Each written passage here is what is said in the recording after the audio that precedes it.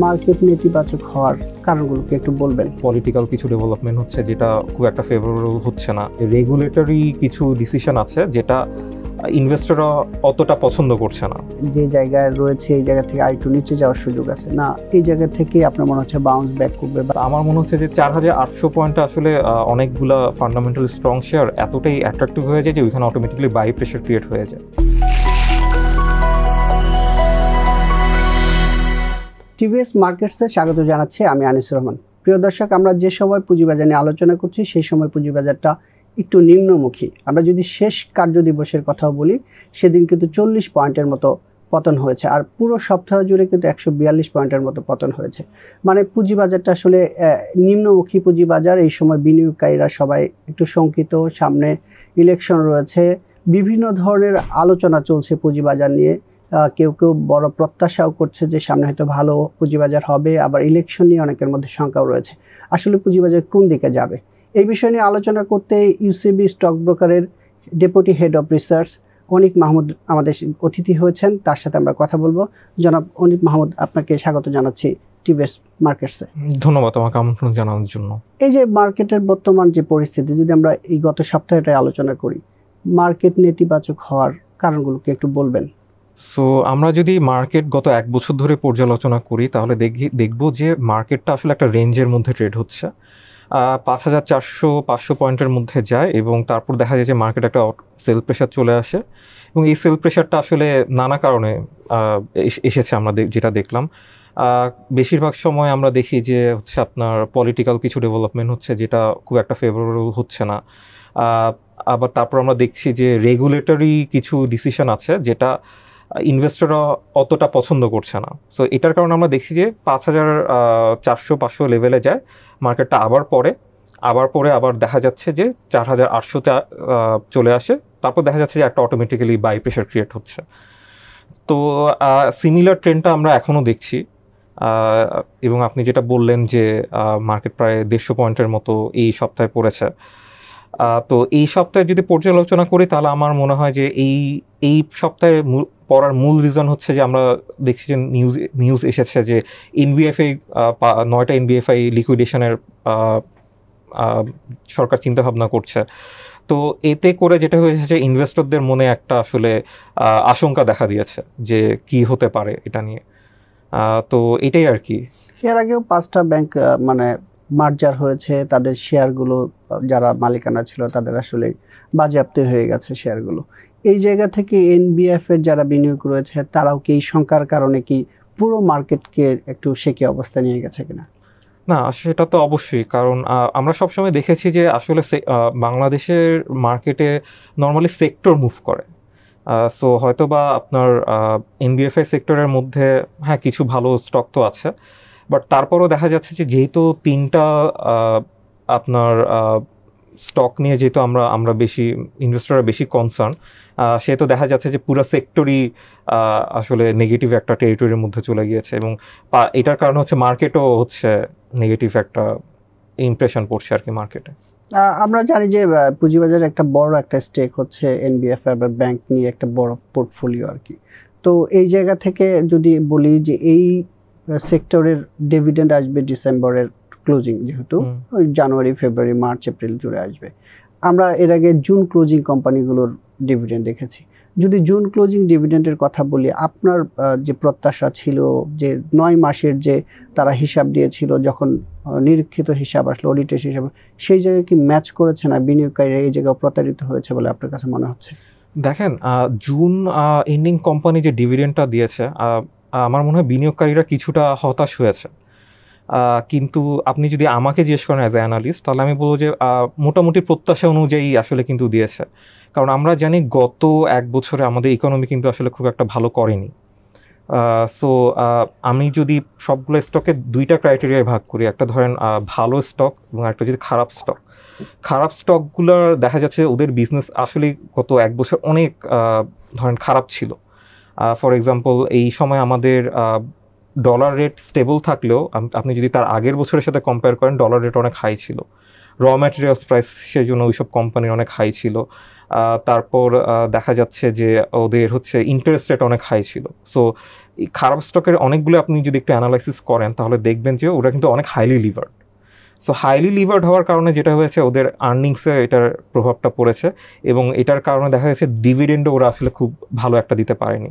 আবার অন্যদিকে যারা হাইলি লিভার্ড না, যারা হয়তো বা ভালো পজিশনে আছে, তারাও চিন্তাভাবনা করছে এখন খারাপ ইকোনমি, আমি হয়তো বা ক্যাশটা ডিভিডেন্ড হিসাবে না দিয়ে আমি হয়তো বা ক্যাশটা একটু ধরে রাখবো, সো দ্যাট আমি পরবর্তীতে এটা হয়তো বা এক্সপানশনের জন্য ইউজ করতে পারি।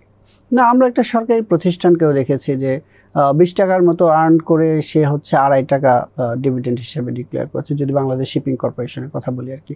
তো এছাড়াও যদি আমি বলি আসলে ডিভিডেন্টের একটা ইম্প্যাক্ট পড়ে, বাট আমরা যেটা দেখি যে যেসব কোম্পানি 0.25% স্টক দিয়েছে অথবা ক্যাশ দিয়েছে তাদের শেয়ারের একটা গ্রোথ হয়েছে, বাট যারা 10, 20, 50 ইভেন আরও বেশি শতাংশ হারে ডিভিডেন্ড দিয়েছে তাদের শেয়ারগুলো আমরা পড়ে যেতে দেখেছি। এই যখন 5,500 থেকে নিচের দিকে আসে তারা ফার্স্ট ট্র্যাকে ছিল পড়ার দিক থেকে। বাজার কি এখনো রেশনাল বিহেভ করছে কিনা? আমার মতে আপনি যে পয়েন্টগুলো বলেছেন যে যেমন ভালো আর্নিংস হওয়া সত্ত্বেও দেখা গিয়েছে যে খুব ভালো একটা প্রত্যাশা মতো ডিভিডেন্ড দেয়নি, আমি বলবো that is quite unfortunate. But আপনি যে কোম্পানিটির কথা বলেছেন ওদের কিন্তু এখন অনেক এক্সপানশন প্ল্যান আছে সামনে, এবং এটা পাবলিকলি অ্যাভেলেবল, যে কেউ দেখতে পারে। হয়তো বা ওটার কথা চিন্তা করি হয়তো বা তারা কিছুটা ডিভিডেন্ড কম দিয়েছে, বাট স্টিল আমি মনে করি এটা একটু আনফর্চুনেট। শেয়ার হোল্ডাররা আসলে আরও বেশি ডিজার্ভ করে। ইনফ্যাক্ট আরও কিছু কোম্পানি আমরা দেখেছি যে যারা হয়তো বা ডিভিডেন্ডের, তো আপনার একটা নির্দিষ্ট পরিমাণ ডিভিডেন্ড আপনি না দিলে আপনার তো ট্যাক্সেও একটা ইম্প্যাক্ট আছে, ট্যাক্স ইয়াটা বাড়ে। তো এইটা আমরা দেখেছি যে অনেক কোম্পানি প্রিফার করেছে যে ট্যাক্স আমি বেশি দিব তারপর আমি ডিভিডেন্ড দিব না। সো এটা আসলে শেয়ার হোল্ডারদের সাথে আমি বলবো যে ওনারা আসলে কাজটা ঠিক করেনি। আমার মনে হয় রেগুলেটরদের এখানে আরেকটু দেখা উচিত যে কেন আসলে প্রফিট করা সত্ত্বেও তারা প্রপারলি ডিভিডেন্ড দিচ্ছে না। আর যেটা বলেছেন যে অনেকে হচ্ছে ভালো আর্নিংস হওয়া সত্ত্বেও, ভালো কোম্পানিগুলো সত্ত্বেও আমরা প্রাইসে অনেক রিফ্লেক্ট দেখছি না, এটার ওয়ান অফ দ্য রিজন হতে পারে যে প্রত্যাশা অনুযায়ী হয়তো বা ডিভিডেন্ড দেয়নি। যেমন ধরেন গত বছরে যে পে আউট ছিল ওই পে আউটই রেখেছে। সো গত বছর ধরেন 50% পে আউট ছিল, এখনও এই বছর পে আউটে কোনো গ্রোথ নাই, পে আউটে কোনো গ্রোথ নেই। সো আমাদের ধরেন মার্কেট কখন পজিটিভলি রিঅ্যাক্ট করবে? যখন আপনি একটা পজিটিভ একটা ডেভেলপমেন্ট আসবে। সো আগের বছর আমার যদি 50% পে আউট থাকে, মানুষজন তো এক্সপেক্ট করবে যে আমি 55% অ্যাটলিস্ট থাকুক। আমি just giving you an example. But দেখা যাচ্ছে যে ওই অনুযায়ী, প্রত্যাশা অনুযায়ী আসলে ডিভিডেন্ডটা কিন্তু ওনারা দেয়নি, ওই সেম পে আউট রেশিওই মেনটেন করছে। সো এটার কারণে আসলে দেখা যাচ্ছে যে স্টকে আসলে আমরা কোনোভাবে রিফ্লেক্টটা দেখছি না আর কি। আমরা আসলে সবসময় দেখি কোনো কোম্পানির যদি নেগেটিভ ইপিএস থাকে সেই জায়গা থেকে যদি 10 পয়সা পজিটিভ হয় সেটার একটা ভালো ইম্প্যাক্ট দেখা যায়। আবার কেউ হচ্ছে 1 টাকা ইপিএস আছে, তার হয়তো 98 পয়সা আসছে, পার্থক্য 88 পয়সার, কিন্তু তার ইম্প্যাক্ট নাই। এই জিনিসটা আপনি বলছিলেন। আমরা একটু রেগুলেশনের কথা বলছিলাম, রেগুলেশনের কথা বলি। রেগুলেটরি বেশ কিছু চেঞ্জ এসেছে এই সময়ের মধ্যে, এটার ইম্প্যাক্ট কি দেখছেন? যেমন মিউচুয়াল ফান্ড অ্যাক্ট এসেছে, তারপরে মার্জিন রুলেট এসেছে, খসড়া এসেছে, আইপিও রুলস, এটা সবগুলো কি বাজারে শক দিচ্ছে কিনা? রেগুলেটরি যেসব রুলগুলো এসেছে, এটা আমার ব্যক্তিগত মতামত, আমার মনে হচ্ছে জিনিসটা একটু স্ট্রিক্ট হয়ে গেছে। সো আমি যদি ডেভেলপ কান্ট্রিতে দেখি, ওইখানে কিন্তু রেগুলেশন আছে, কিন্তু খুব বেসিক কিছু রেগুলেশন। ফর এক্সাম্পল আমি যদি মার্জিন রুলের কথা বলি, মার্জিন রুলে দেখা যাচ্ছে যে বাইরের দেশে দেখা যায় যে ইকুইটির এগেনস্টে আপনি হায়েস্ট কত দিতে পারবেন লোন, ওই রকম রিলেটেড কিছু রেগুলেশন আছে। বাট আমার কাছে ব্যক্তিগতভাবে মনে হচ্ছে যে আমাদের এখনকার যে মার্জিন রুলটা যেটা এসেছে ওটার অনেক গ্র্যানুলার লেভেলে ধরেন আপনার রেগুলেশনটা হয়েছে। যেমন আমি কোন স্টকে মার্জিন দিতে পারবো, কত দিতে পারবো, কাকে দিতে পারবো, তার কত ইকুইটি আছে, ওগুলো অনেক ধরেন অনেক ছোট ছোট জায়গাগুলোতে ধরা হয়েছে। সো লার্জার সাইডে আসলে ওভাবে ইম্প্যাক্টটা বদলে দেখা যাচ্ছে ছোটোখাটো জিনিসগুলো নিয়ে আমরা অনেক বেশি কনসার্ন ছিল আর কি। তো আমার যেটা মনে হচ্ছে ওভার রেগুলেশন হওয়ার কারণে দেখা গিয়েছে যে আপনার ইনভেস্টররাও কিছুটা আসলে এটা নিয়ে শঙ্কিত হয়ে গেছে যে আসলে কি না কি হবে। এবং আমরা কিন্তু দেখেছি যে মার্জিন মানে যখন থেকে মানে ড্রাফটটা একটা রুমার আসছিল যে এই যে প্রকাশিত হবে তখন আই গেস বাজার 5,400 পয়েন্টে ছিল। ওইখান থেকে কমতে কমতে 4,600-তে নেমে আসছিল। তো এত গ্র্যানুলার লেভেলে না যে আমার মনে হয় যে মার্জিন কাকে দেয়া হবে বা কতটুকু দেয়া হবে, এটা হচ্ছে যে মার্জিন যে অর্থায়নকারী সে যদি ডিসাইড করে ওটা আমার মনে হয় ওটার জন্য বেস্ট হবে। সে যদি রিস্ক অ্যাসেসমেন্ট করে প্রপারলি যদি ডিস্ট্রিবিউট করে মার্জিন। রেগুলেটরের কাজ শুড হ্যাভ বিন ধরেন আপনার ঠিক মতো মার্জিন কল দিচ্ছে নাকি, বা মার্জিন অর্থায়নকারী যদি ভুল করে সেক্ষেত্রে পেনালাইজ করাটা। আমার মনে হয় সেটা রেগুলেশন যদি আরও বেশি স্ট্রিক্ট হতো, ওই জায়গায় যদি রেগুলেশনটা বেশি ফোকাস দেওয়া হতো, তাহলে আমার মনে হয় আরেকটু বেটার হতে পারতো। না, আপনার কথা ধরেই বলি, আমাদের প্রাতিষ্ঠানিক বা কর্পোরেট স্ট্রাকচার তারাও কিন্তু খুব রেশনাল বিহেভ করেন। আমরা যদি 2010-এর কথাই বলি, সেই সময় যে পরিমাণ মার্জিন এখানে দেওয়া হয়েছে, রেগুলেশনই ফেলিওর ছিল, বাট ইনস্টিটিউট অ্যাজ ইনস্টিটিউট হিসেবেও তাদের ফেলিওর ছিল। তারা দেখা যায় 2-3 গুণ দিয়ে দিছে। অনেক সময় অনেক গ্রাহককে এমনভাবে দেওয়া হয়েছে যে আসলে এগুলোর এখন তো মার্কেট সেটা সাফার করছে, গত 16-17 বছর ধরে সাফার করছে। তো মার্জিন রুলের স্পেসিফিক কোনো জায়গা নিয়ে কি আপনারা যারা মার্জিন রুল ইউজ করে তারা কি কোনো শঙ্কা প্রকাশ করছে? আপনাদের বিনিয়োগকারীদের সাথে কথা হয়, আপনারা রিসার্চ করেন, একটু বলবেন যে আসলে ম্যাক্রো লেভেলের কোথায় এই ইম্প্যাক্টটা পড়েছে? না, আমি যেটা বললাম যে ধরেন প্রপারলি আসলে এটা মেনটেন করতে হবে। আপনি মার্জিন দিচ্ছেন, মার্জিন দেওয়ার পর আপনাকে আসলে যে কাস্টমার তার প্রপার একটা রিস্ক অ্যাসেসমেন্ট করতে হবে। রিস্ক অ্যাসেসমেন্ট করার পরেই আপনি প্রপারলি মার্জিনটা দিবেন। যদি আপনার মনে হয় যে না, এই ক্লায়েন্ট হচ্ছে মার্জিন পাওয়া উচিত না, তাহলে সেক্ষেত্রে আপনি দিবেন না। সো 2010-11 সালে আপনি যে কথাটা বলেছিলেন, সেই সময় আসলে অনেক অ্যাগ্রেসিভ ছিল জিনিসটা, এবং এটার জন্য আমার মনে হয় যে ওরা যথেষ্ট পেনালাইজড হয়েছে। আমি যেটা বলছি যে বলতে চাচ্ছি যে এই যে ধরেন আপনার মার্জিন যদি দেয় এবং এটার কারণে যদি ভুল হয়, প্রপারলি যদি না দেয়, তাহলে ওটা হচ্ছে ধরেন যে মার্জিন অর্থায়নকারী তাকে ধরেন যেহেতু সে প্রপারলি অ্যাসেস করে দেয়নি, সে ধরেন অটোমেটিক্যালি ধরেন পেনালাইজ হবে। না, আমরা কিন্তু সবসময় দেখি পুঁজিবাজার পড়ে গেলেও যেমন সরকারকে বা বিএসসিসি বা ডিএসসিকে দোষারোপ করা হয়, সেটা যদি ব্যক্তি পর্যায়ে ফল্টও হয়, দোষারোপের জায়গাটা সরকার বা নিয়ন্ত্রক সংস্থার দিকেই থাকে। এবার একটু অন্য ডাইমেনশনে একটু আলাপ করতে চাই। আপনি একজন চার্টার ফিনান্সিয়াল অ্যানালিস্ট, আপনার এই বিনিয়োগ নিয়ে অনেক ধরনের পড়াশোনা রয়েছে। আমি একটু জানতে চাই, এখন যে মার্কেটের যে জায়গায় অবস্থান করছে, এই বাংলাদেশের যে অর্থনৈতিক অবস্থা, বাংলাদেশের প্রসপেক্টর জায়গা যদি আপনি একটু বলেন যে আসলে কোথায় কোথায় প্রসপেক্ট দেখছেন, এই মার্কেট আগামী 1-2 বছরে আসলে কোথায় যেতে পারে, যদি শর্ট রানে বলেন, আগামী 3 মাস ইলেকশন আছে, ইলেকশনের পরে এই জায়গাটা যদি একটু ব্যাখ্যা করেন। আমাদের মার্কেট আসলে এখন চলছে অ্যারাউন্ড 9.5 থেকে 10 পিতে। তো আমরা যদি আমাদের হিস্টোরিক্যাল পি অ্যানালাইসিস করি, আমাদের মার্কেট নর্মালি চলে হচ্ছে 14 থেকে 15 পিতে। সো এখন ভ্যালুয়েশন ওয়াইজ অনেক ধরনের অ্যাট্রাকটিভ একটা পজিশনে রয়েছে। এবং আপনি যদি কিছু ফান্ডামেন্টালি স্ট্রং শেয়ারের কথাও যদি চিন্তা করেন, তাহলে দেখা যাবে যে আপনি তাদের হিস্টোরিক্যাল যে লো পয়েন্ট আছে, সেই লো পয়েন্টে এই মুহূর্তে ট্রেড হচ্ছে। কিন্তু আপনি ওদের যদি আর্নিংস দেখেন, ওদের রেভিনিউ গ্রোথ দেখেন, সবগুলোই কিন্তু আসলে অনেক ভালো রোবাস্ট একটা গ্রোথ। যেমন ইকোনমি এখন এত খারাপ সিচুয়েশন আছে, বাট তারপরও কিন্তু আমরা দেখছি যে ফার্মাসিউটিক্যাল সেক্টর, তাদের রেভিনিউতে কিন্তু ভালো গ্রোথ আছে। Q1-এ আপনি যদি ফার্মাসিউটিক্যাল সেক্টরের কোম্পানিগুলো অ্যানালাইসিস করেন, তাহলে দেখবেন যে বটম লাইনে টপ ফার্মাসিউটিক্যালস কোম্পানিগুলো কিন্তু অ্যারাউন্ড 20% মতো গ্রোথ দিয়েছে, ডেসপাইট ধরেন আপনার এই যে আমাদের high interest rate scenario, high ধরেন পলিটিক্যালি একটা রিস্কি যে সিনারিও চলছে, তা সত্ত্বেও কিন্তু তারা ডেলিভার করেছে। এবং আপনি যদি এফএমসিজি সেক্টরের কিছু কোম্পানি অ্যানালাইসিস করেন, তাহলে আপনি দেখবেন যে ওরাও কিন্তু রেভিনিউতে 20%-এর মতো গ্রোথ ছিল। ইনফ্যাক্ট আমি যদি ফর এক্সাম্পল ম্যারিকোর কথা বলি, ম্যারিকোর হচ্ছে টপ লাইনে 20%-এর মতো গ্রোথ ছিল। এবং ওর যে র ম্যাটেরিয়াল ছিল কোপরা প্রাইস ধরেন হিস্টোরিক্যালি এখন ওয়ান অফ দ্য টপে, মানে একদম হাই রেটে চলছে আর কি, হিস্টোরিক্যাল যদি আমি চিন্তা করি price trend. But despite that ওদের গ্রস প্রফিট মার্জিন আপনার 10 পার্সেন্টেজ পয়েন্টের মতো ফল করেছে। বাট ফল করা সত্ত্বেও ওদের কিন্তু বটম লাইনে গ্রোথ আছে। না, এই যে গ্রোথের কথা বলছেন, আমি একেবারেই যদি একটু পরিষ্কার করে জানতে চাই, এই যে মার্কেট এখন 4,800 পয়েন্টে রয়েছে, এই জায়গা থেকে আগামী ইলেকশন পর্যন্ত, যেহেতু জুন মানে ডিসেম্বর ক্লোজিং কোম্পানিগুলোর ডিভিডেন্ড আসতে শুরু করবে ফেব্রুয়ারি থেকে, সেই জায়গা থেকে আপনি আসলে কি দেখছেন বাজারে? নাকি বাজার যে জায়গায় রয়েছে এই জায়গা থেকে আরেকটু নিচে যাওয়ার সুযোগ আছে, না এই জায়গা থেকে আপনার মনে হচ্ছে বাউন্স ব্যাক করবে, বাজার একটা নির্দিষ্ট জায়গায় যেতে পারে? সো যেমনটা আমি বলেছিলাম যে এই বছর দেখেছি যে বাজার একটা রেঞ্জের মধ্যে ট্রেড হচ্ছে 4,800 থেকে 5,500-600 এই রেঞ্জে। তো আমার মনে হচ্ছে যে 4,800 পয়েন্টটা আসলে অনেকগুলা ফান্ডামেন্টাল স্ট্রং শেয়ার এতটাই অ্যাট্রাক্টিভ হয়ে যায় যে ওইখানে অটোমেটিক্যালি বাই প্রেশার ক্রিয়েট হয়ে যায়।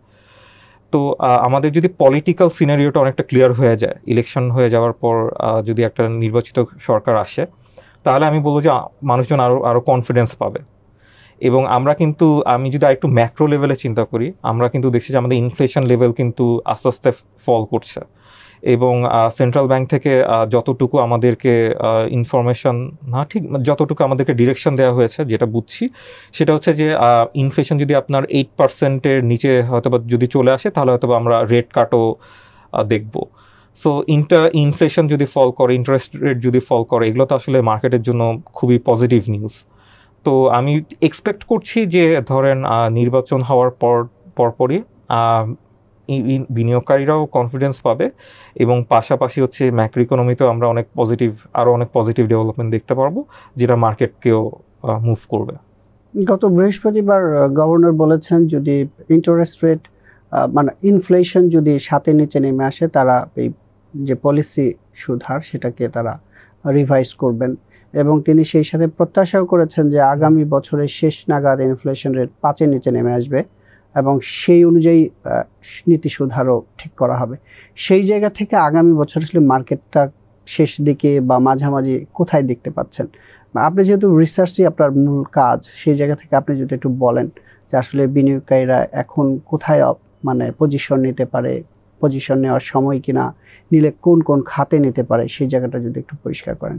জি, আমি যেমনটা বলছিলাম যে মার্কেট আমি এক্সপেক্ট করছি বাড়বে, কিন্তু ইন্ডেক্সের অ্যাকচুয়াল ভ্যালু বলাটা আসলে ডিফিকাল্ট, কারণ এটা আসলে অনেক কিছুর উপর ডিপেন্ড করে। আর আপনি যদি খাত ওয়াইজ চিন্তা করেন, আমি যদি প্রথমে বলি যে সামনে তো ডিসেম্বর ক্লোজিং কোম্পানিগুলো ডিভিডেন্ড দিবে। ডিসেম্বরে নর্মালি হচ্ছে ব্যাংক এবং এনবিএফআই কোম্পানিগুলো ডিভিডেন্ড দেয়। তো গত বছর আমি যদি দেখি, গত বছর কিন্তু অনেক ব্যাংক ডিভিডেন্ড দিতে পারেনি। ওয়ান অফ দ্য রিজন ছিল যেসব ব্যাংকগুলো আপনার প্রভিশন ডিফারেল সুবিধা নিয়েছিল, তাদেরকে সেন্ট্রাল ব্যাংক আসলে ডিভিডেন্ড দিতে অ্যালাউ করেনি। এবং সেন্ট্রাল ব্যাংক কিন্তু বলে দিয়েছিল যে এনপিএল যাদের হচ্ছে 10%-এর বেশি থাকবে, তাদের কিন্তু ডিভিডেন্ড 25ও দিতে দিবে না।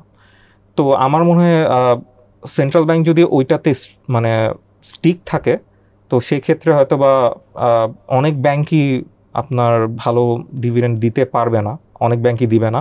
বাট টপ যে ব্যাংকগুলো আছে যারা ভালো করছে, আমরা নিউজেও দেখি যে কোন ব্যাংকগুলো ভালো করছে, কাদের ডিপোজিট গ্রোথ অনেক বেশি, আমাদের মোটামুটি আইডিয়া আছে। তো ওই ব্যাংকগুলো আমার মনে হয় ভালো ডিভিডেন্ড দিবে। ব্যাংক সেক্টরে ধরেন ভালো ব্যাংক, সব ব্যাংক না, যেসব ব্যাংক ভালো করছে ওইসব ব্যাংকগুলোয় একটা পজিশন নেওয়া যেতে পারে, বিকজ ওদের আসলে অনেক জায়গা থেকে আপনার ইনকাম হওয়ার সুযোগ আছে।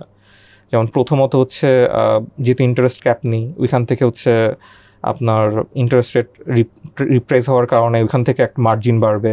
দেন হচ্ছে অনেক ব্যাংক হচ্ছে ট্রেজারি বন্ড এবং বিল থেকে অনেক ক্যাপিটাল গেইন করার সুযোগ আছে। এবং আমরা দেখছি যে ব্যাংকিং সেক্টরে একটা কনসোলিডেশন হচ্ছে। এটা অ্যাকচুয়ালি শুধু ব্যাংকিং সেক্টরে না, আমি বলবো যে সবগুলো সেক্টরে একটা কনসোলিডেশন হচ্ছে। সো যারা ভালো কোম্পানি, ওরা দেখা যাচ্ছে মোর মার্কেট শেয়ার নিচ্ছে। সো এইসব কোম্পানিগুলো আসলে খুঁজে বের করে ওখানে যদি এখনই আস্তে আস্তে পজিশন নিয়ে নেওয়া হয়, তাহলে আমার মনে হয় বিনিয়োগকারীরা 1 বছরের মধ্যে বেশ ভালো একটা রিটার্ন পাবে। এই বর্তমান পরিস্থিতিতে এখন যে 5,800 সামথিং পয়েন্ট রয়েছে, আপনার কি মনে হচ্ছে আরো নিচে যাওয়ার সুযোগ রয়েছে কিনা? থাকলে আসলে কতটুকু যেতে পারে মনে হয়? 4,800 পয়েন্ট মনে হয় বলতে চাচ্ছিলাম।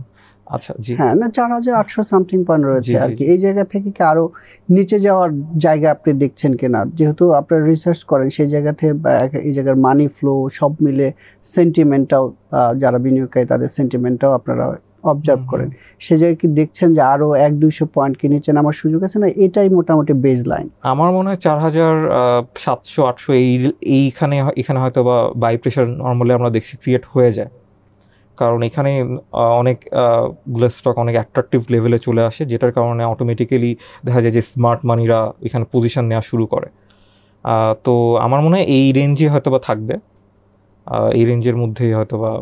সেই সাথে আমি একটু জানতে চাই যে স্মার্ট মানির কথা বলছিলেন, বড় বড় বিনিয়োগকারীর কথা আমরা জানি। আপনাদের হাউস বাংলাদেশের অন্যতম বড় হাউস, অনেক ধরনের বিনিয়োগকারী রয়েছে, বড় বিনিয়োগকারীদের সংখ্যা অনেক বেশি।